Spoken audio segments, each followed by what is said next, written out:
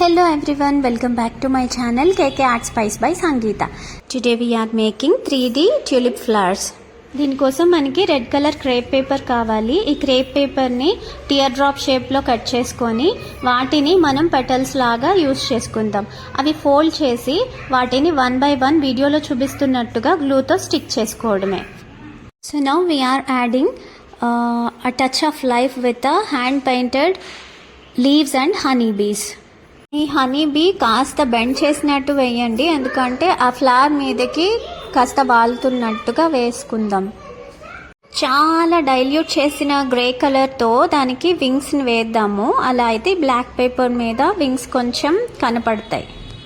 నిన్న మీకు teachers day DIYని post చేశాను, బట్ దానికి పెద్దగా వ్యూస్ రాలేదు. మీకు ఒకవేళ అది ఇంట్రెస్ట్ ఉంటే ఒకసారి చూడండి. Please subscribe my channel. Thank you.